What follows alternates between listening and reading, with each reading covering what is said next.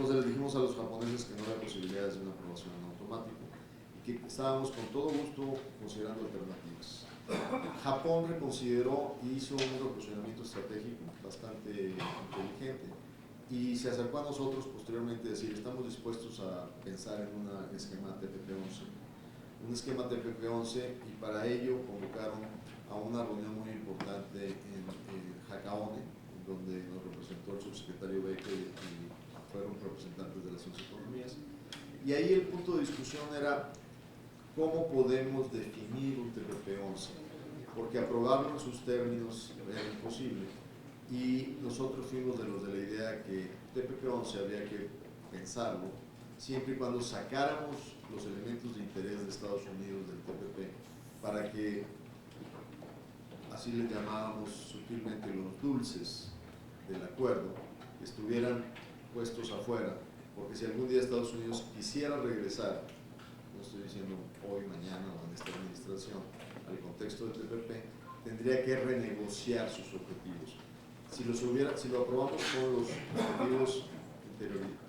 incorporados, pues parecería ser que estamos invitando a este país a sentarse a la mesa y renegociar los términos todavía más en su interés. De esta manera es donde está la discusión. Estamos convocados a Australia a una segunda reunión y básicamente en esa reunión se definirá si para la reunión de líderes de APEC en noviembre estaríamos en condiciones de revisar la forma en que pudiéramos aterrizar el TPP-11. Esto nos lleva directamente a América Latina.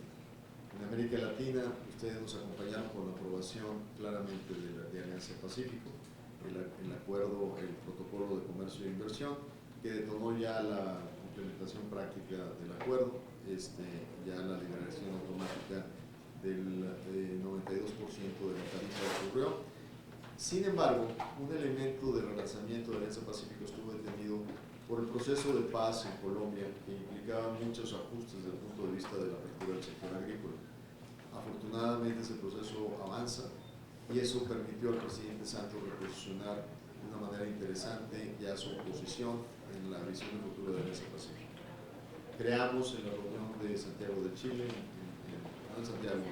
Viña del Mar, la nueva membresía de Estado asociado que pudiera permitir a cualquier miembro de la región Asia-Pacífico poder solicitar hacer un tratado de libre comercio con los países de alianza sin necesidad de ser parte del protocolo de la membresía integral, que implica temas de migración, temas de turismo, temas de integración de mercados financieros, y de tal manera que pudiera dar un fast track a la integración de países que estén dispuestos a tener un alto nivel de ambición, de tal manera que ya tenemos los 4 primeros alineados para iniciar en septiembre las negociaciones, que son Australia, Nueva Zelanda, Canadá y Singapur.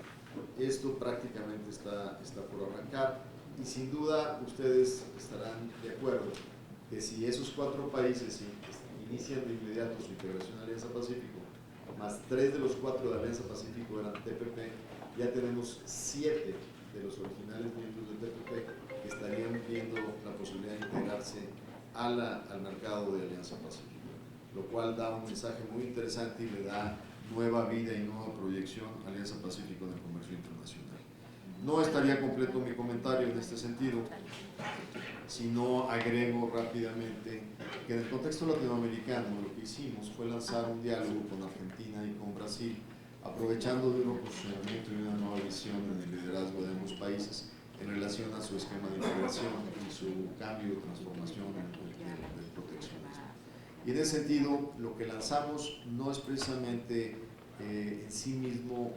una negociación para un tratado de libre comercio, es una negociación para una ampliación sustantiva de nuestras preferencias comerciales, en donde lo que pedimos a ambos países es incorporar disciplinas tradicionales que solo vienen acompañadas en tratados de libre comercio. ¿Esto qué quiere decir? Que en la ambición de acceso al mercado trataremos de ser lo más ambiciosos posibles sin necesariamente llegar al libre comercio, pero sí con mucha ambición, pero sin incorporar todas las disciplinas. ¿Por qué? Porque parte de las resistencias del sector privado mexicano, en el caso de Brasil, es que insisten y hacen el planteamiento de que Brasil generalmente en la práctica es muy difícil difícil que respalden la apertura pactada en el papel por una serie de elementos de comportamientos aduaneros o de condiciones específicas. Al haber solicitado la inclusión de disciplinas, nos garantiza tener elementos para dirimir controversias dentro del tratado, que de otra manera no tuviéramos. Entonces, creo que es un modelo interesante y también comparto con los senadores, es fundamental. Y lo he dicho con el sector privado de una manera bastante explícita.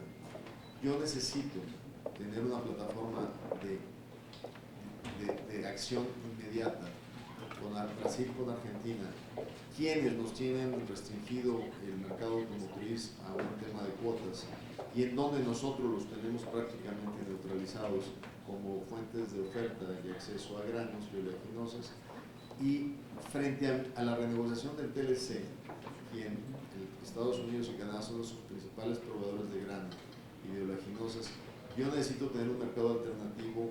con credibilidad que me permita poder tener fortaleza en mi mesa de negociación.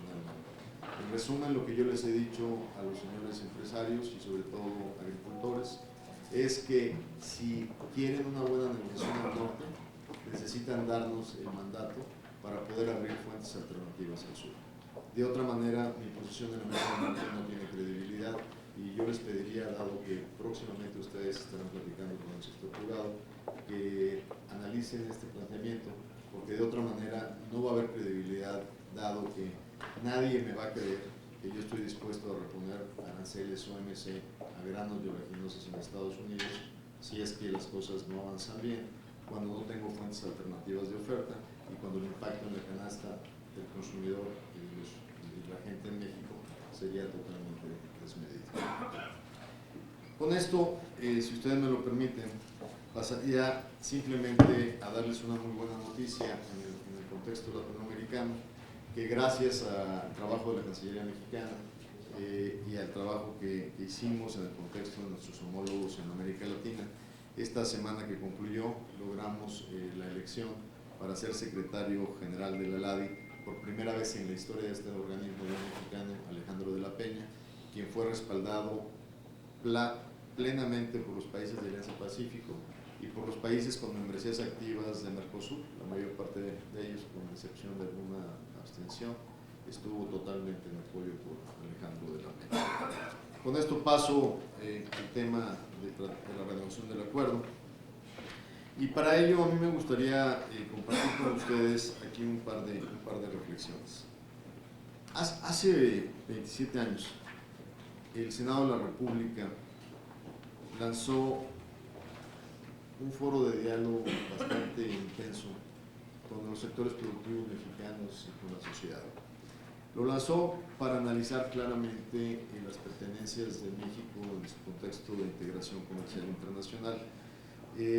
Como resultado, quedó el mandato claramente para la política exterior mexicana, lo cual nos llevó a que después de todo este proceso, en noviembre de 1973, el Senado de la República aprobara prácticamente con un voto mayoritario y abrumador el Tratado de Libre Comercio de América del Norte. Esta reflexión nos lleva a que en esa discusión de hace mucho tiempo, donde nos tocó jugar algún papel, me tocó ver a muchos actores de la economía mexicana con dudas, inclusive empresarios que planteaban que se abra el mercado, pero que se haga la voluntad aquí en las juntas de mi compadre, pero no en la propia. Y es interesante ver cómo muchos de esos empresarios, a 22 años después de la implementación, han sido una de las industrias más exitosas que a partir de ello han logrado globalizarse y representar de una manera contundente a México. No solo en el ambiente empresarial ha habido una reconversión total de muchos de los que tuvieron dudas hace 22 años, sino también en el sector del debate político de lo que significa este acuerdo para la integración de la economía mexicana.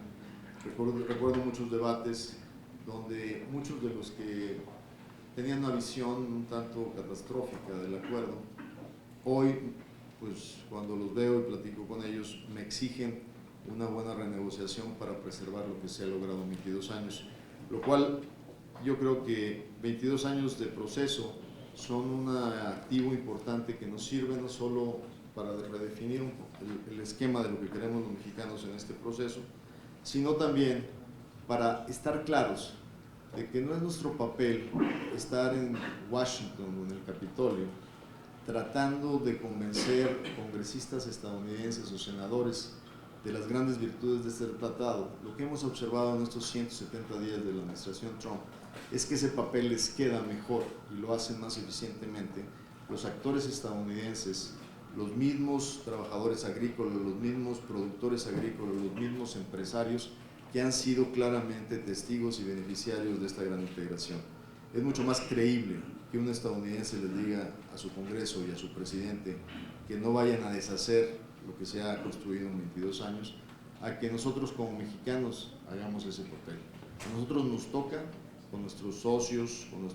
comerciales, dar los elementos y la información necesaria para construir una estrategia, pero no es responsabilidad de los mexicanos convencer al Congreso estadounidense de lo que es bueno para su país.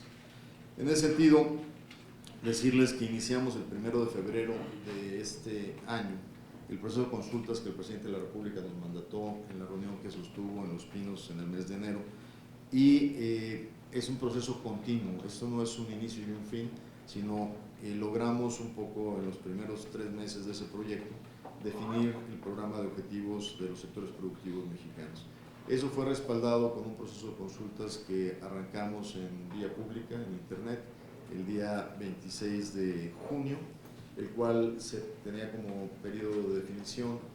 hasta el 26 de julio, un mes completo, en el cual recibimos 613 participaciones, de las cuales la mitad de ellas fueron ciudadanos directamente opinando sobre los temas de la negociación, aproximadamente un 10% de sectores productivos, 2% de academia, un 1% de sociedad civil, y la mayor parte de los temas, digamos, el top 5, el top 5 de los temas fueron acceso al mercado, facilitación del comercio, comercio electrónico, administración aduanera, temas laborales, propiedad intelectual, reglas de origen, pymes, solución de controversias. Este ejercicio fue un ejercicio importante porque con ello y con el primer ejercicio y el diálogo que se ha mantenido, pudimos haber cumplido, como bien lo mencionó la senadora Cuevas, fuimos invitados por la Junta de Coordinación Política a poder presentar el documento que la Ley de Tratados Internacionales en Materia Económica exige como el anuncio de inicio del proceso de negociaciones que ocurre siempre al inicio de un proceso de sesiones legislativas. Y quisimos hacerlo antes del 1 de septiembre, sobre todo porque las renegociaciones empezarán el 16 de agosto y nos parecía una muy mala idea no venir al Senado de la República antes del inicio de esas negociaciones. Así es que presentamos dentro de los documentos solicitados por la Ley sobre aprobación de tratados internacionales en materia económica preguntas específicas como la importancia de esta renegociación para México, las razones para negociar, las consecuencias de no hacerlo, los beneficios y ventajas que se podrán obtener de esta modernización del acuerdo, el calendario inicial de negociaciones, y adicionamos un pequeño documento de 5 cuartillas que le llamamos prioridades de México en las negociaciones para la modernización del Tratado de Libre Comercio de América del Norte. En este documento prácticamente organizamos los temas en 4 pilares.